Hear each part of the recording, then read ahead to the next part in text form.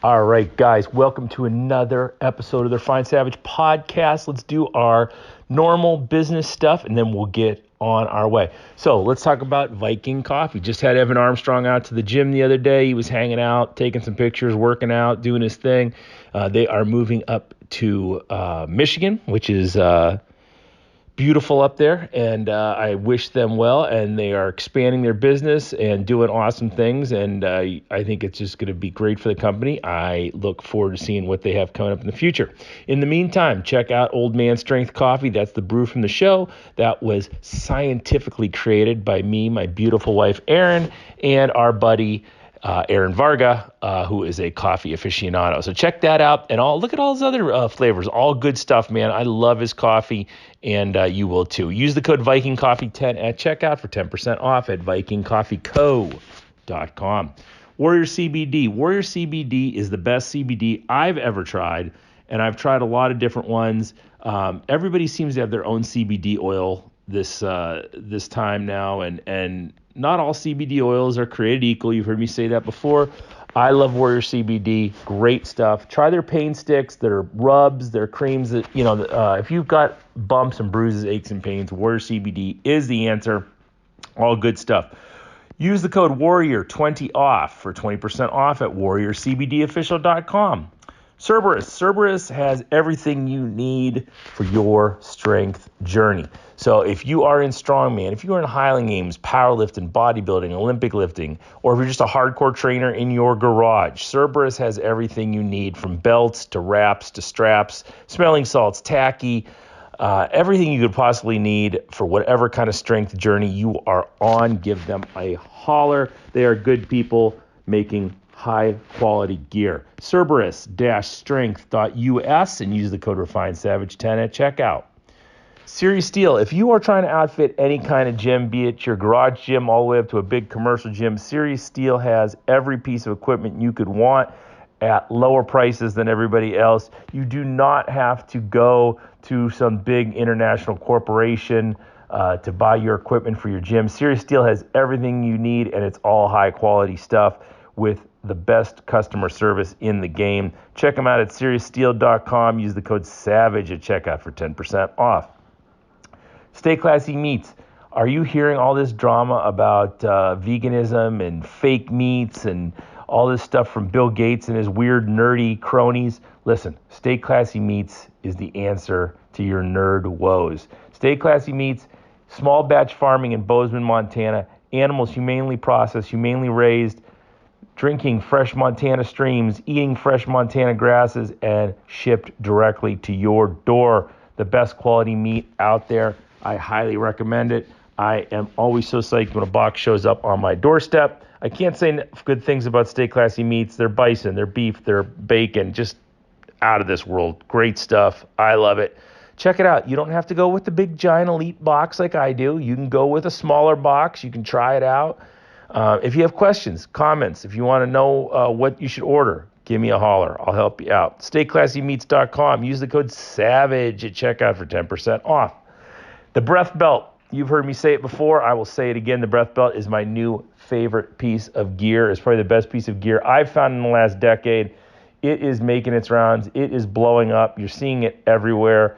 On podcasts, on YouTube channels, on Instagram videos. Everyone is using this thing, and they're finding new and inventive ways to use it. I use it as an underbelt. I introduced it to some strongman competitors the other day. They love it for stones. They were using it for the log. For those of you who ever had like the belly pinch using the log during competition, the Breath Belt will solve that issue. Give them a holler. Thebreathbelt.com. Use the code SAVAGE20, all caps, SAVAGE20 at checkout. Finally, today, let's talk about the online blind dog programming. Look, guys, if you are out there, if you're struggling, if you have questions, if you need to know how to structure your training, Blind Dog Virtual Training is the answer. $40 a month, you get access to 6 programs. Foundations, which is great for young and new athletes. Hardstyle, that is our all body weight program. Gira, which is our kettlebell programming. Power, if you are a shot putter or a discus thrower or a Highland Games athlete, that is the program for you. Showtime, which is our old school bodybuilding program you guys are going to love. And finally, Primal, which is the program we run day in and day out at Blind Dog Gym in Vermilion, Ohio. $40 a month, you can't beat it. You get access to all 6 programs. You also get access to me whenever you have questions, comments, concerns. We also are now doing virtual personal training. We are doing personalized programming. So for a little bit more, depending on what you want, we will do personalized programs set up directly for you. We are doing phone consultations for diet, exercise, fitness, whatever you need. And we are also doing virtual and in-person Highland Games training programs. So give us a holler at blinddoggym@gmail.com. It's $40 a month for the virtual program, or I'll quote you for those other things. Give us a holler. I'm telling you, this is the way to go. It will help you out in your training, and I promise you'll get good results on it. Give us a holler. All right, today on the show, a guy who I've been trying to get on this show since it was created, my man, Daniele Bolelli. He is the savage philosopher and the middle finger of the gods. He is the host of History on Fire podcast, which if you have not heard is an amazing podcast, and also the Drunken Taoist, which is a interview type show and a little bit more philosophical. Both shows are fantastic. I love this guy. I love this interview. I think you're really going to enjoy it. So sit back, relax, enjoy the show, and we will see you at the end. All right, Daniele Bolelli, it is so great to finally have you on here. Thank you so much for having me. Yes, it was little backstory. You were actually the second podcast I ever heard in my life. I remember being sick at home and hearing about Joe Rogan's podcast and thinking, does the Fear Factor guy have a podcast? And you happened to be the first guest I saw on there, and found History on Fire the next day, and it was the Spartacus episode. And fell in love with it. And it's just, it's been a pleasure getting to hear you over the years talk about history. And you also have the Drunken Taoist, which is kind of almost like a guilty pleasure. I really enjoy that one as well. Right. Yeah. Yeah, it's funny. Podcasting is such a weird, if you go back 10 years, I didn't even know what podcasting was. First time I ended up on a podcast was late 2011. I think it was like deepest end of the pool right away, because I ended up being a guest on Rogan's and Adam Carolla's podcast. So they were both really big, really quick. And I was like, I guess there's a market for this. Right. Yeah. And is that when you decided to do yours? It took a little bit because I was already so swamped with so much stuff. I was like, do I really want to add one more thing to the list? So right. I tried to find every excuse in the book not to do it. And I eventually became clear that there was a lot of demand. And so I was like, okay, let's try. So I started Drunken Taoist, which, doesn't require as much preparation. So I sort of dip in my toes in the water with more of a chatty podcast like that. And then eventually, after I did it for a bit, I was like, okay, I am podcasting. I do teach history for a living. One of my favorite podcasts is Dan Carlin's Hardcore History.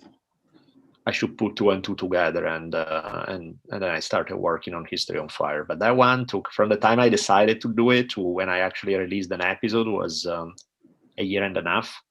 Because it took that much time just in preparation to research and prepare enough episodes so that I would have a bit of not have just one episode ready and then have to spend a bunch of time preparing for the next one. So I was like, yeah. And I can't imagine the amount of reading that goes into doing a history podcast like that.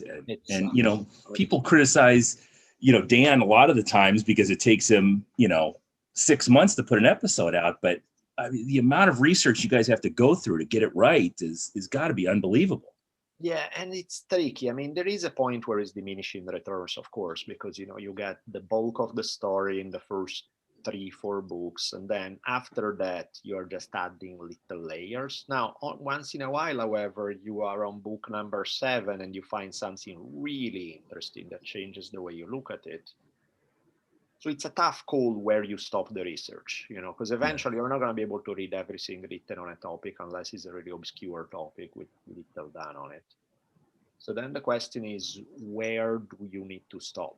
And I think especially somebody like Dan, he tends to put the accent more on I need to read everything there is.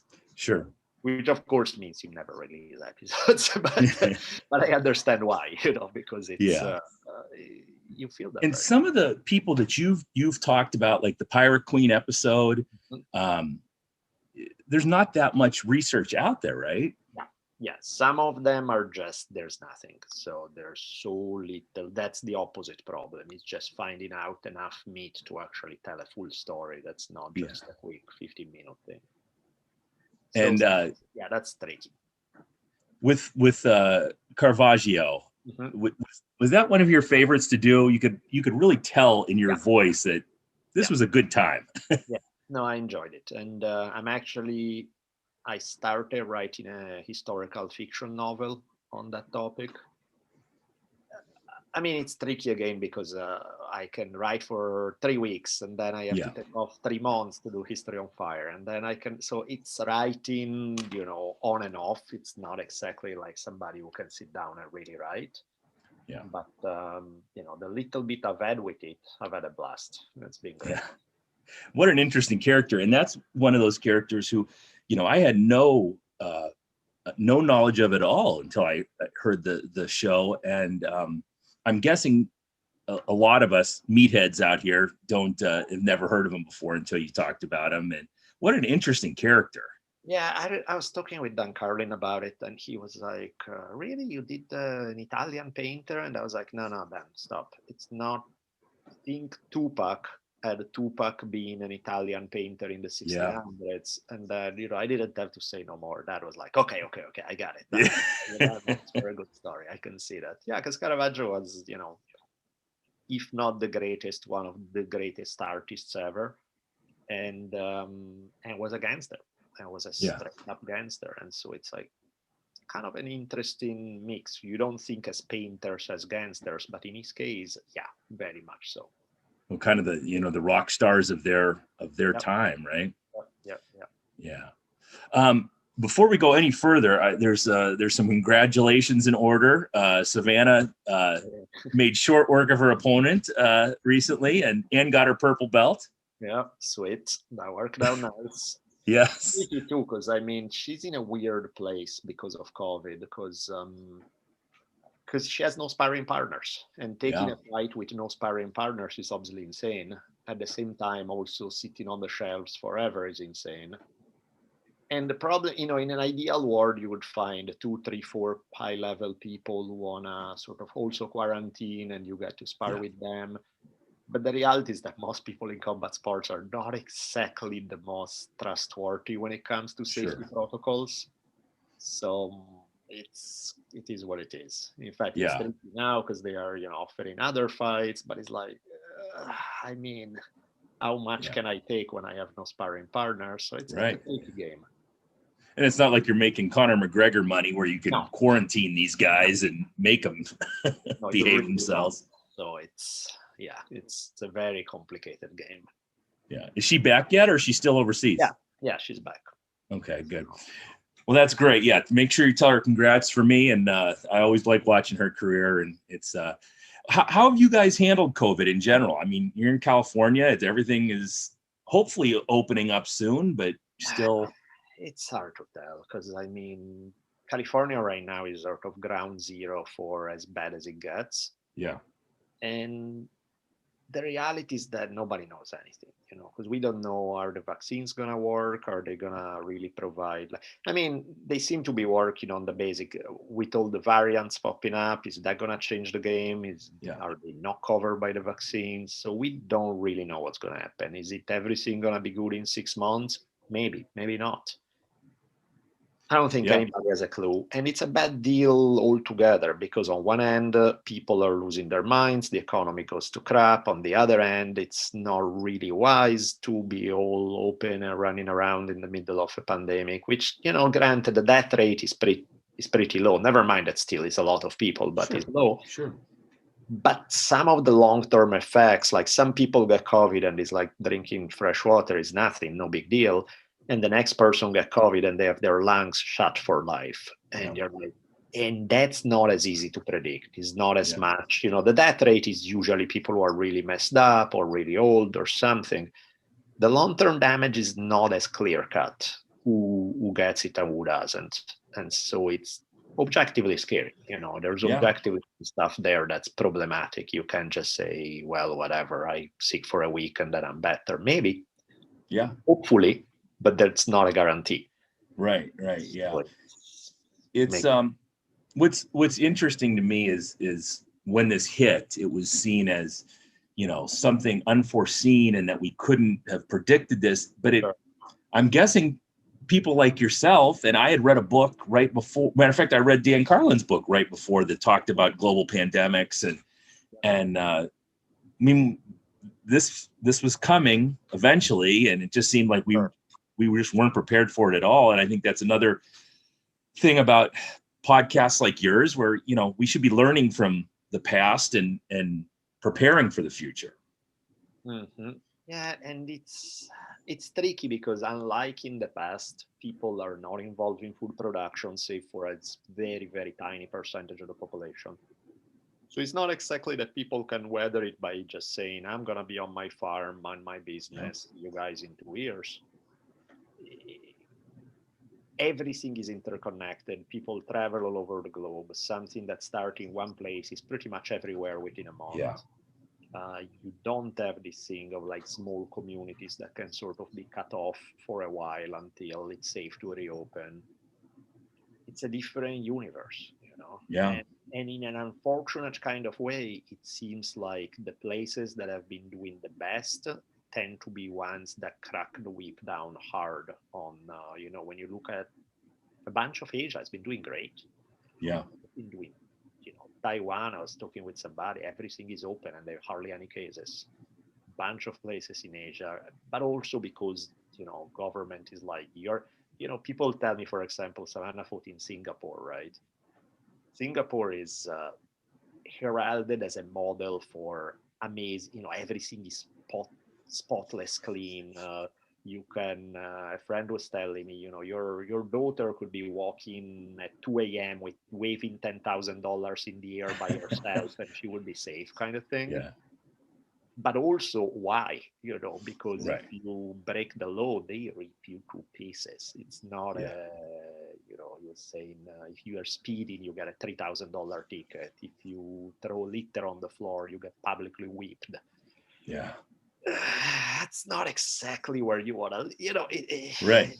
So there's that thing where, hardline, that kind of system does get stuff done, but Right. it's not exactly ideal for freedom point of view. Yeah, that's a catch-22 for sure. And it was much easier I'm sure for some of those countries to lock everybody down and follow the rules, where here in the United States, everyone was like, oh yeah, we'll kind of follow the rules. And even the politicians can't seem to follow the rules. Everyone's doing their own thing and too much pretending like they're complying.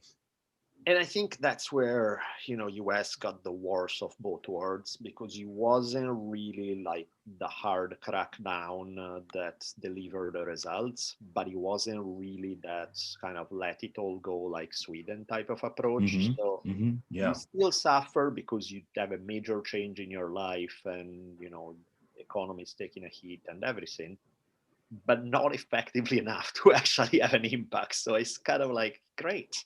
The absolute worst of both models is there, where you don't get the result, but you still get all the pain that goes with the lockdowns. Yeah. It's almost like we just keep pushing it back further and further before we're going to have to deal with it one way or another. Kind of like you either deal with it or you don't, you know what I mean? Either you go hard on lockdown stuff and those type of preventive measures, or you don't. This wishy-washy thing is like, it doesn't seem to work, plain and simple. And I think that's why it's not rocket science. It's like, look at the countries that have been successful. What are they doing right? See if you can copy that model. Sure. Considering the US is probably at the bottom of the barrel in terms of effectiveness, is among the worst countries in the world in getting the job done. Clearly, whatever has been done here doesn't work. Take a look at other models that work better. Yeah, and you know, if you do the Sweden model, it's hard as a politician, especially, to say, okay, well, we're gonna take the results that some people are gonna die, and you know, it's just what we have to live with, and you know, that's the reality of it. But yeah, kind of hard pill to swallow. it is for sure. So, Yeah. but yeah, it's hard to spin that this stuff has been managed well. You know. Yeah. It's a hard problem to deal with, no doubt, but it's also been managed pretty much in the worst possible way. Yeah, absolutely. My wife just got her second shot for the vaccine, and she had no symptoms and no bad reactions, but we have had some people around here who have had some flu-like symptoms for 3 or 4 days. And right. So again, you never know what you're going to deal with that. So of course. That's why it's, I mean, there are no easy solutions. That's for sure. Yeah, absolutely. With the current state of affairs in the United States, and one of the craziest years I can remember in my lifetime, and probably since the late 60s, what is your take on 2020 in general, the election, and how I don't know. I don't think there's ever been a time where, as Americans, we've been more divided over an issue, and had a more divisive person in office. Not that, you know, I didn't vote for either one of them. Neither one of them spoke to me, but you know, I've never seen a time like this where people are more angry, more upset, more willing to fight over nothing. Mm-hmm. What are your thoughts on the last year? I mean, yeah, the current political landscape is crap. And because we are at a place where there's not even a basic agreement of what constitutes a reality. Yeah. You know, like, people do not accept, they don't look at the same evidence. You can have a super heavily vetted story, or you can have some guy making it up in his basement, and people see the equally on the internet and value them equally. Of course, not the same people, you know. Some people, I mean, I literally had not so long ago somebody sending me something saying, "Oh, did you see the affidavit from Italy that shows that the election was stolen?" And I'm like, "Let me see it." And I look at it, and I'm not kidding. There's not a stamp anywhere, so it's not an official document. It's written in English, which, if it's an Italian affidavit, no, that's not going to be written in English.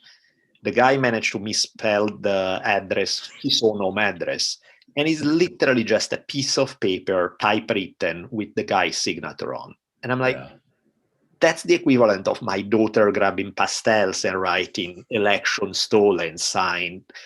I'm like, how is that evidence? How can an adult look at that and think that's a piece of evidence? Yeah. But that's where we are. You know, we are at a place where people make up their own narratives nonstop. And so it's hard to even have a discussion, because you are not looking at the same reality.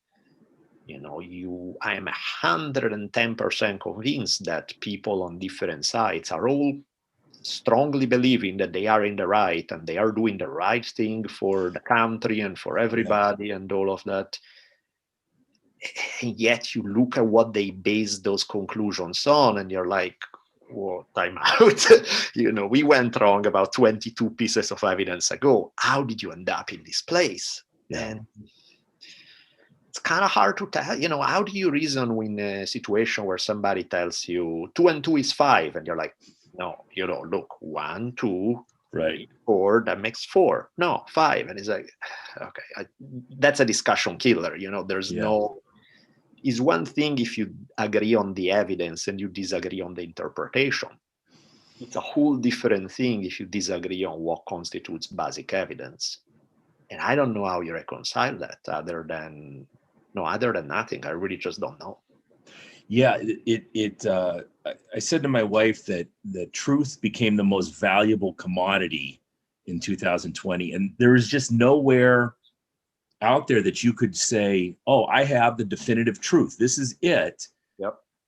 for almost every issue we faced. There was just nowhere to go that everyone was going to universally trust and say, okay, this is the facts as we know it. Yep. And it's not just social media. Social media is an issue. Sure.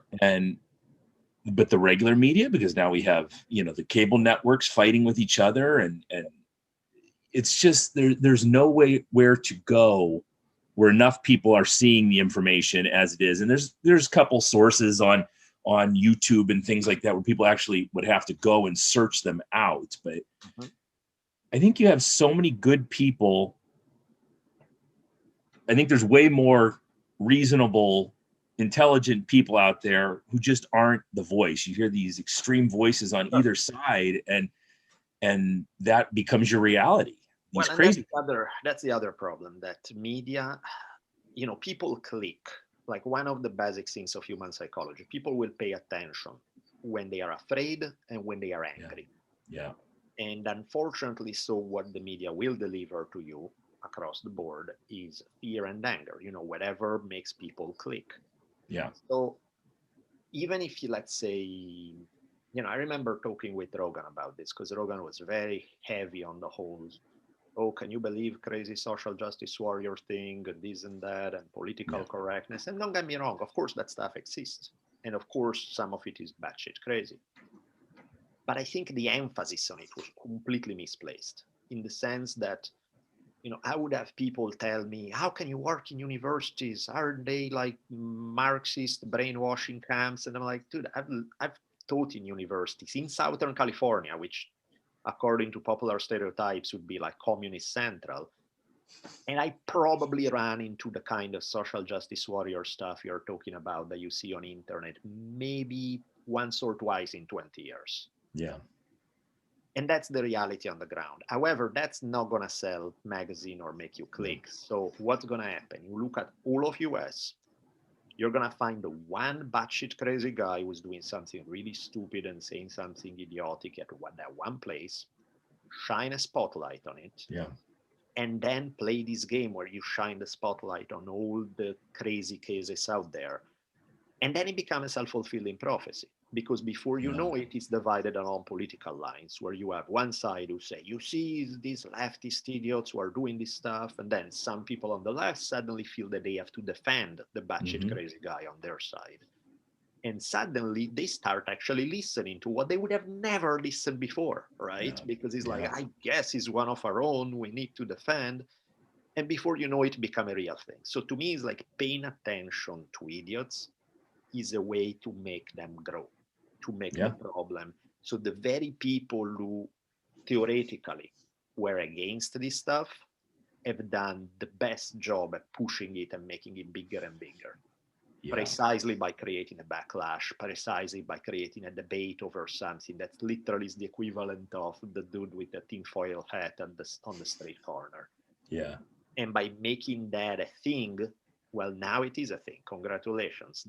People do it. I mean, some people do it honestly because they see it, they click on it, and they go like, whoa, this thing is growing and it's terrible.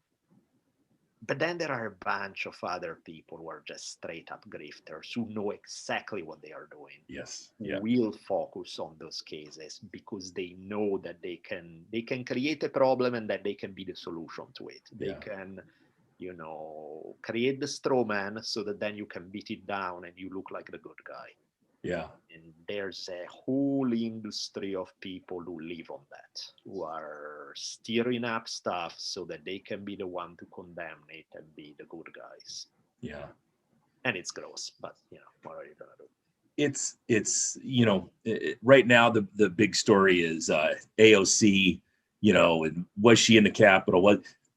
When I look at AOC and I look at Trump, it's like two sides of the same coin. They're just doing the same thing to rile everybody up. And this is my side. We're going to go against this side. And neither one of them, I think, are doing much to help anyone, Well, and the thing that when you look at politics, I don't think that too many sensible, smart people are going to want to get into it. Because the reality of the political game is that it's horrible.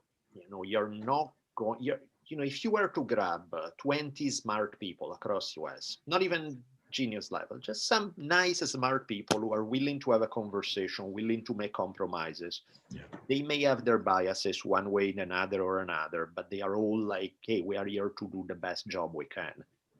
I can guarantee you that whatever come out of that room is 100 times better than anything comes out of politics. Yeah. And partially is because politics is set along factional lines.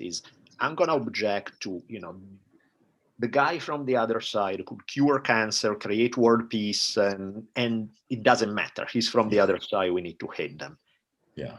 Of course, you can work like that. And of course, nobody who's actually nice and smart want to get into that game, because you're going to have your life ripped apart. You're going to have a whole bunch of people who, just because you put a letter next to your name of whichever party you belong to, are going to hit your guts, are going to look in everything you've ever done in your life, demolish your private life, make your life for your family miserable. And it's like, who the hell wants that? Yeah. Nobody reasonable would want to jump into that game. I've said before on the podcast that, I'll vote when I get my Teddy Roosevelt, but right.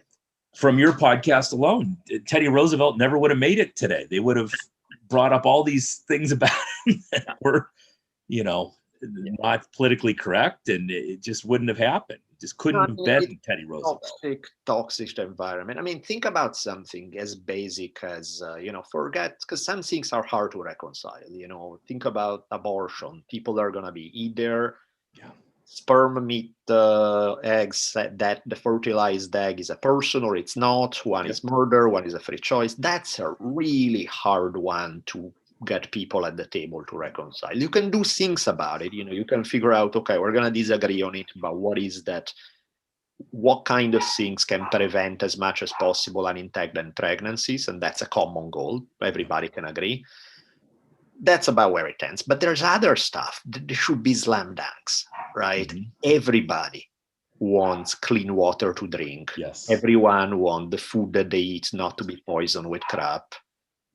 Environmental issues should not be political issues. It should be, I don't care if you're super liberal, super conservative, super whatever. The point is, everybody needs a planet that works. Sure. The fact that that's somehow a political issue, that people have to argue about this stuff, is insane. Yeah. And it's just like, if even something that's a threat to the only planet we got cannot bring people together, I really don't know what does. Yeah. And speaking of like abortion, that's the first issue that's always brought up. And as divided as our country is over that issue, it has little to no effect on anything that goes on in our daily lives. It's even because most of those issues, I don't know, we can list maybe 4 or 5 issues like that are hard to reconcile. Anything else, reasonable people would find a way to make it work. But that's not the political game. Literally, when you have things like wearing a mask or not is a political issue, you got a problem. That's when you really have a problem. And it would be nice to get to a point where we could keep the economy running and do good things and but then we give money to all these other countries, and we have cities in our own country that are just have been destroyed since the 60s, the 50s, and nothing is being done about them by either side of the political spectrum. And I just don't know how we keep voting these same people into power to do the same things they've been doing for decades. I don't really see an alternative, because there are no, again, nice, reasonable people are not going to want to get in there. Nice, reasonable people who try to get in there are going to have to bend over backwards, making compromises at every step of the way, dealing with corruption, dealing with lobbies, dealing with things that if by any chance they make it through the process, they are not the same person that they started with. Right. Listening to you over the years, and it's been years since I've been listening to you, I would consider you on the liberal side of the coin, but you're reasonable and you have discussions with people and I don't know if you even care what their political spectrum is or whatever their political thoughts are, but you have these conversations where it's just two people sorting things out, and it's so interesting to me that, hey, the problem could be solved right there, right on the Drunken Taoist. The problem is now solved, and then it's off in the ether, and nobody does anything with it. I have a Bruce Lee approach to things.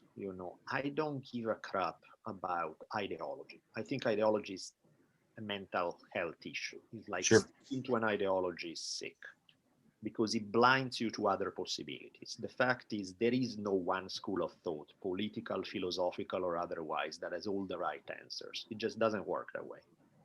So the goal of the game is to look at different ideas, pick the best out there, combine with the best from another side. And maybe combine is not 50-50. Maybe one side, if you take Taekwondo or Brazilian Jiu-Jitsu, if you're going to compete in MMA today, they are not equal. They are not 50-50. It's Jiu-Jitsu will help you a lot. Taekwondo, not as much. However, there are those couple of kicks from Taekwondo that work really well. Right. So you don't have to buy the whole system. Right. You buy something that works. You take it and you implement it. Similarly, between different political ideologies, I don't have to buy any one ideology. Mm-hmm. I can just take what, it seems so basic, right? Take what works. And at the end of the day, the only thing that matters is, does it deliver the results or not? Does it create a better life for people or not? I have zero attachment about where those ideas that deliver good results come from. They can be 300% conservative, 300% liberal, somewhere in between, somewhere, who cares? That's not even the point. Yeah. And I think that's also where getting ideological is problematic, because rather than acknowledging that problems often are complicated and that is not that easy that your simple one-sided explanation fixes it all, I think it does require you to think, okay, that makes sense, but there's also this other side. So let's consider that, and let's make sure that we address it. And it's really just a balancing act. To me, coming up with good ideas or good solution is like surfing. The wave is pushing a certain way. You need to lean heavily to the right of your board in order to stay in balance. Yeah. But 2 seconds later, the wave is changing. Now you're leaning a little bit left. Now you're in center. Now you're extremely left. Now there's a whole range, and that's what constitutes balance, being able to figure out what's the appropriate tool for the job. Yeah. Period. But it takes critical thinking in order to do that, right? You can't just take marching orders. And no ego, because at the same time, if you are endorsing an ideology and suddenly your ideology does not have a good answer for that problem, right? If you feel the need that you have to defend it because, hey, it's my ideology, now you're in a prison. And that's exactly what Bruce Lee was saying about martial art styles. You are in a prison of your martial style, and that's what you need to defend. If instead you choose not to identify with that and you just take what works, and one day the Taekwondo kick is good, but you know what? This other thing also works, and this other one. Use them all. Why do you have to be bound to one thing? And that's what I find sick about identity in general. People crave identity so bad that they are willing to trade their individuality and even their flexibility in the name of finding that one identity. Yeah. And to me, identity is a prison. Ideology is a prison. All that stuff is just not good for your thinking. If you find consistently that you always agree with one side of whatever debate, whether it's political, philosophical, or otherwise, I don't even have to see which side you agree on. I'm 100% sure that you're wrong at some point. Right. You fear the true believers? Yeah.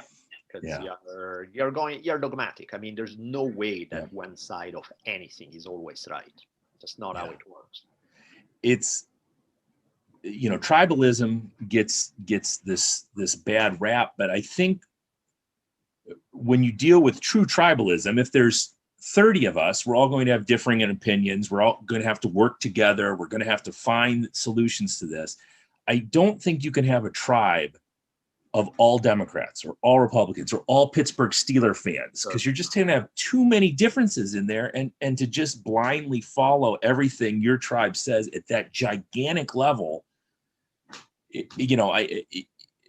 if we are in a tribe together and we're working together, we're all going to have different opinions on things, and that's the true way to work together. I don't know if nation status in general is, no matter where you are, is too big for that to happen. It really is. It really is. And that's the problem of when you go from face-to-face community where you can have discussion and sit around and mediate to a level where you cannot do that. Yeah. That's where you got a problem. I think in some ways, I agree with you. I think the word tribalism that we use to speak about this heavy factionalism, and I think is the wrong word, because tribes also have a very positive, tribes are real communities, unlike nations. So I think we're mixing words in a dangerous way, because there's very good stuff in tribes. And when we use it to just say my tribe against yours, we're taking a very particular meaning. I think probably factionalism is the one that I tend to use more, because it's about sticking to this one faction. That's not, unlike a tribe, is not a community. But yeah, I agree with you. And even that idea of, in one tribe, we're not all going to be Republicans or Democrat. I think even within one person, you shouldn't be Republican or Democrat or anything else. Right. You should be a mix of different instincts. And of course, each person is going to make the call of where that balance lies along a different line. But the moment you identify with this one label, and then you feel that you need to hold the flag for that label, even when they are wrong, that's done. That's just not, that leads where we are, where people are literally, like if somebody say the sun is out, you're going to have half of the people say, no, it's not, you liar, fake news. I feel, I feel connected to more libertarian values. I don't care about democracy. I care about freedom, but I would never associate myself with the Libertarian Party, because I think that's the trap door you fall into. Well, but look at that, for example, libertarian ideas, right? From a personal freedom point of view, if you look at all the issues where, as long as you're not hurting somebody else, I agree 100%. Right. So to me, clearly, for example, the war on drugs is a failure. And so having a more, that makes sense to me. Clearly taking things like sex work away from the mafia and making it more like a regulated thing would be healthier for a lot of people, regardless of whether people agree with it or not. Clearly, to me, things like euthanasia are a personal choice. If somebody wants to go faster and easier thanks to medical help, they should have that choice. I'm 300% in favor of things where it's about the individual. I think that sometimes the limit of libertarian stuff is to assume that there aren't forces out there that can play the no regulation game to their advantage. So for example, we're talking about environmental stuff.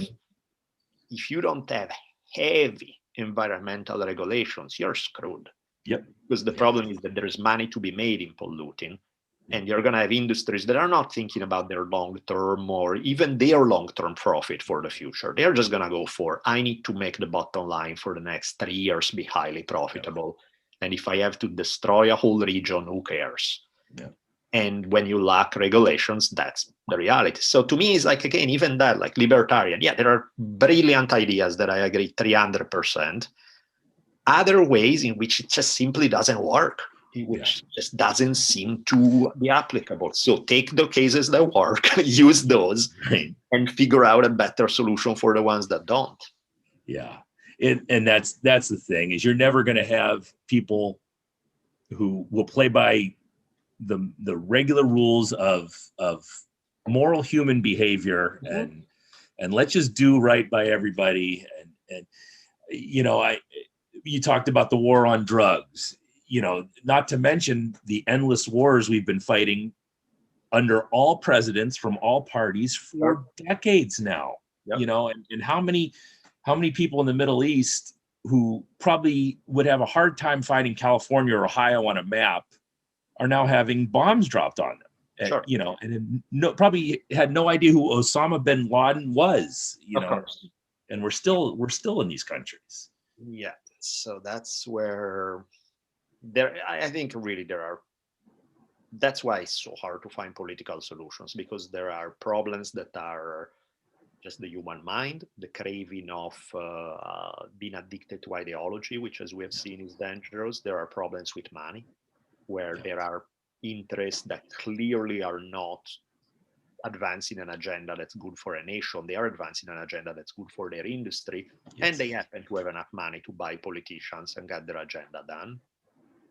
The combination of corruption and just bad ideological thinking make good political solutions really hard to come by.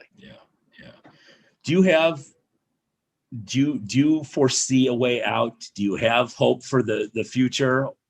I think if everybody decided that we need Dan Carlin as permanent dictator, I would very much agree. I was so bummed, and I think I messaged you when it happened, when he stopped doing. Well, he keeps coming back every once in a while with common sense, but when he was so frustrated with the response he was getting from common sense, and then he stopped doing it, and I was like, this was the one voice we had out there that was showing common sense, for lack of a better phrase. But I can't imagine how many angry emails and messages he got from people who he just stepped on their feet. I mean, I did an episode with him once. We did it for both History on Fire and his Hardcore History Addendum, where we are looking at just historically, like the whole left wing, right wing as applied to Nazis. Yeah. And the thing was, despite the name, Nazis were, here is the element. There were some economic policies that could be considered more left-wing, but overwhelmingly in terms of social policies and later even economic ones, by pretty much every stretch of the traditional definition, they were right-wing. This is not a controversial opinion. This is something that pretty much every political scientist or every historian that's not way out there has agreed on, according to the definitions. If you define, of course, if you change the meaning of left wing, right wing, that's a whole different meaning. But by traditional definition, that's how it was. And it's not to say, oh, Dan, you're defending the left wing. No, communism was clearly left wing and has done nothing but horrendous things across the globe. So it's not a partisan thing of wanting. But, call a spade a spade. There are horrible totalitarian dictatorships that were left-wing. There were horrible totalitarian dictatorships that were right-wing. Saying something that basic, which in terms of, again, history or political science is just, again, the equivalent of saying the sun is out. Right. Man, you would think that we murder somebody's mom. There were a bunch of people, of course, who were happy about it, and a bunch of people were so mad, and we are the agents of the enemy. We're probably paid by the CIA to do these things, and it's just like,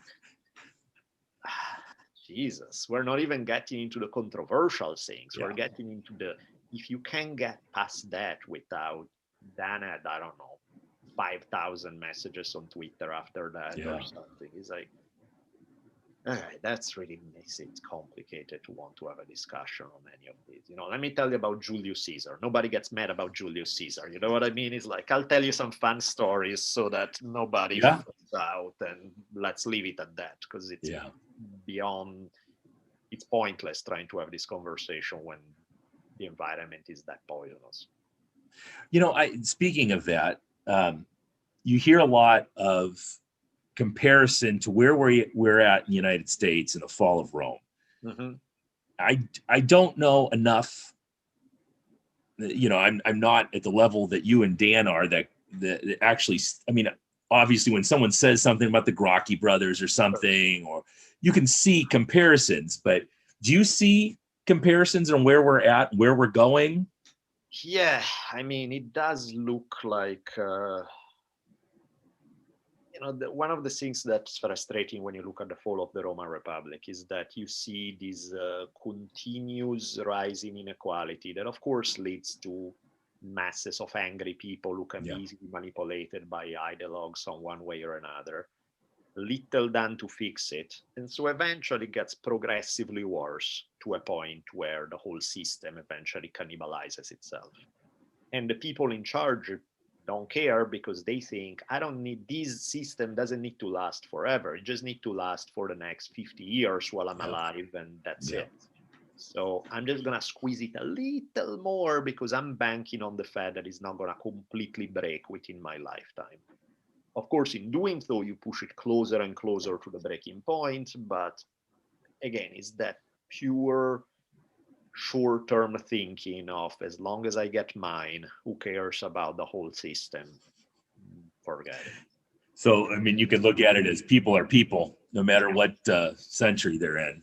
Which is stupid when you think about it, because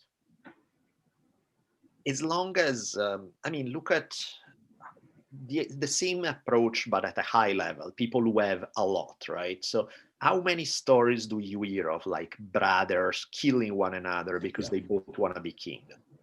And think about how stupid that is. It's like, you're the second guy, okay? Maybe your older brother gets the job. You get to live in luxury, have everything you want in life. Probably, if you are loyal to your brother, if you go the one time when you really care about an issue, you go and say, hey man, would you mind making sure that gets done? And he's like, sure, of course. And there's no reason whatsoever other than damn ego for what. And how many wars have been fought because they all want to be the top guy? Yeah. When really the top guys, there's no point. It's completely an ego thing, you know. It's like, so to me, it's the same thing. It's like, what's so damn hard, especially now where the standards of living have gone up compared to 1,000 years ago, where people are running water in their houses, unless you live in Flint, Michigan, but that's different. But I was just there literally 2 hours ago. So, you know, you got standards of living that are not that bad. Yeah. So you wouldn't take a miracle to push them to a place where people can be fairly happy. And then some people will have a ton and they have their 72 fancy boats, and other people don't. But that's always going to exist. But you have, you know, a baseline where nobody's at a level of discontent that they want to bring the whole system down because they're so miserable. Yeah. To me, it's like, once I have a life that I enjoy, why do I need to take it? You know, if you have whatever much money is needed to have the lifestyle you want, do you really need twice as much? Do you really need 5 times as much? Do you really need 25? It's like, that is diminishing returns. That is on every level, not only in terms of, you know, I would rather have a little less if it guarantees that the system lasts in a better way, but also on a personal level. Do I want to work like a dog when I already have, like, maybe I just want to do the stuff I enjoy. That's it. Yeah. Why do I keep working like an idiot at a job I hate if I don't, if I already have the lifestyle I want? And that's another warm and you're warm, you don't have to worry about your bills, and how much more do you need, you know? And I think one of the problems is people don't know how to make themselves happy. They got raised with this idea that once you have a certain lifestyle, then you'll be happy. And then they get there and they're not happy. And so they're like, well, because that wasn't exactly this lifestyle. I needed one notch up. And then they work like dogs to get there. And they're like, yeah, that wasn't it either. And you know, they will continue forever because ultimately they realize that they never learned what was how to be happy. Yeah. And unfortunately, how to be happy, yes, material conditions do matter a lot, but up to a point. After a certain level where you have, you know, housing, food, water, things, how much material stuff contribute to your happiness start decreasing. It's still important, but not as much. Yeah. But if you never got to learn how to do that, you always were like a junkie. You are always thinking that the next fix is the one that's going to make you feel good forever. And it doesn't work that way. Yeah.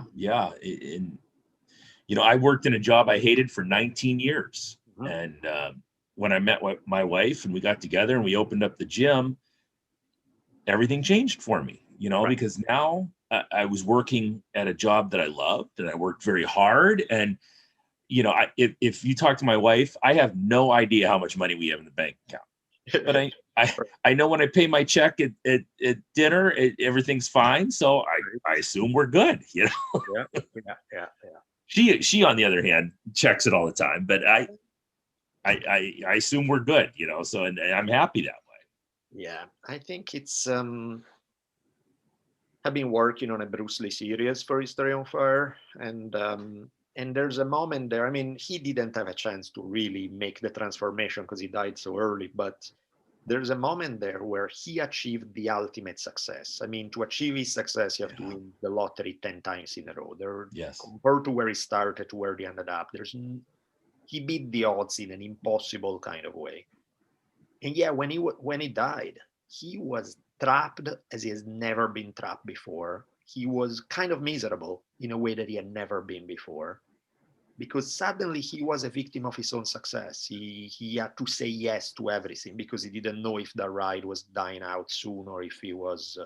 So he was working himself ragged. He was no longer knew who was his friend and who wasn't, other than his old friends, because now everybody wanted something from him. He had to hide in public because there was so much pressure. He had to constant negative media because they sell copies by running scandalistic article about the celebrity.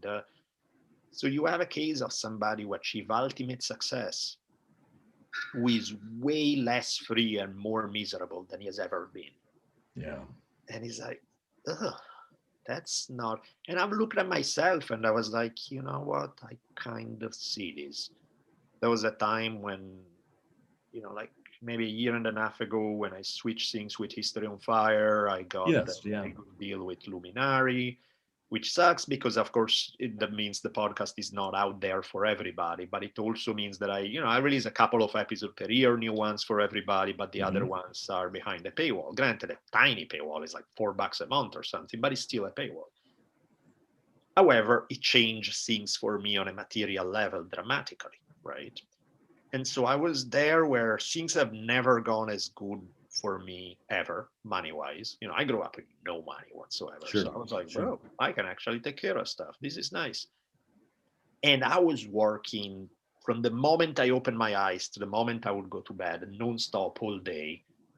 And I remember Savannah, my girlfriend, was looking at me like, this does not look like success. Yeah. And I was like, yeah. You kind of got a point here. It's like, if this is me being successful, it doesn't. And keep in mind, I'm doing something I enjoy. It's not even I'm doing some crappy job I hate, but you don't enjoy anything 15 hours a day. It takes away from other aspects of life. And so that's where you're like, okay, despite everything I know, despite how aware I am of certain issue, I am falling into the exact same trap, and I am becoming a junkie, and I am just, I have the carrot in front of me and I keep running, and I cannot just slow down and say, when is enough? When is that you can actually slow down and just enjoy life for what it is, rather than constantly trying to make something happen? Yeah. I think it's a dangerous game, like the grind, the idea, just work harder and everything is going to be great and all of it. I mean, even physically, there's a point where you want to push because growth comes from pushing hard. There's a point where you push too hard. And then it doesn't lead to growth in a good way. It leads to injuries. It leads to long-term damage. It leads to all sorts of problems. And it's like, that was not what we set out for, Yeah. Yeah, that's interesting. And I think, I feel that same way. And it's such a delicate tightrope to walk where, I could be at that gym 20 hours a day, coaching all the classes and signing up members and personal training and cleaning the floors. But I don't want to end up at the point where I hate it.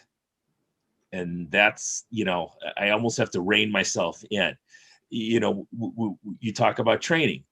I would love to be able to do jiu-jitsu 7 days a week. If I do it more than 3, I break. So yeah, it's such a delicate balance that we all walk. I hope you're finding that balance though. It's a constant. There's a great line by Ueshiba, the creator of Aikido, where the people are complimenting him for his phenomenal balance. And he was saying, no, I lose it all the time. I regain it so quickly that you don't see me losing it. Yeah. I think that's how balance is. We are constantly off balance. The key is to constantly make the adjustments. Yes. Yeah. Which of course is not easy. Yeah, absolutely. Speaking of jiu-jitsu, have you been able to roll at all? Not much. Yeah. I trained at home. We have mats at home with Savannah, but even that's tricky because she gets A killer. She gets oddly competitive in a way that she doesn't care with anybody, but with me, she wants to look good in my eyes, so she wants to go really hard. So if I win, she's mad. If I lose, she's mad because she's like, "What? I beat you so easy. What the fuck is your pro?" So it's kind of like it's a very tricky game. It's more we drill and stuff, but free rolling is complicated. Yeah. It was for those of you who don't know. For the people out there listening, that when I decided to take jiu-jitsu, you were the first person I got a hold of and said, what am I in for? And you gave the classic advice, tap early, tap often. Yeah, that's a good policy. Yeah, because it's not worth it, right? People get all the time in that game, and it's like, no, that's, unless you're a pro, even then you want to have long term. But I understand as a professional athlete it's hard, but for anybody else it's a game. Yes, it's fun. Let's just slow down a little. Who cares about ego or anything? Is like, I think it's actually a good policy. The better you get to just roll with terrible people and let them tap you, just to get that out of your system. To make them happy. You give them a little resistance, let them tap you, so you don't have this constant I got to win kind of vibe. You're absolutely right. I do that often, and it took me a while to figure that out because you told me the first thing was that my strength was going to be a problem because I was going to want to go, and it was. Well, I mean, it's a great advantage, but to progress technically, you don't want to rely on it forever.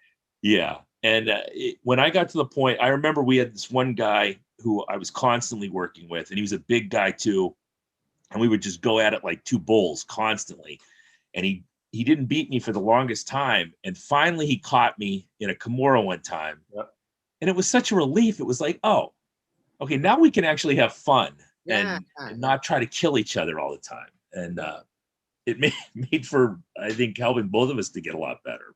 It's funny, when I roll with people almost unfailingly, if I'm better than somebody, I'll usually get the first 2-3 taps in a row, and then they'll get me.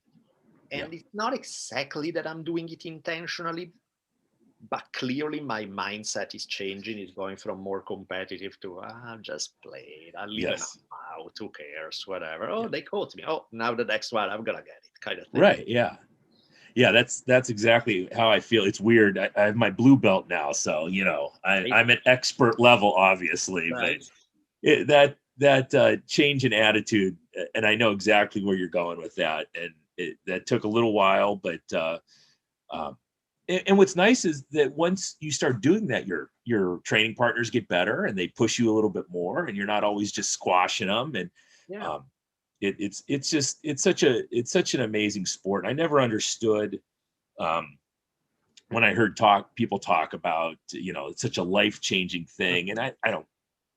It wasn't necessarily life-changing for me, but it is a very addictive, very positive space that you're in, and I enjoy it immensely. So thank you for helping me with the initial go get it.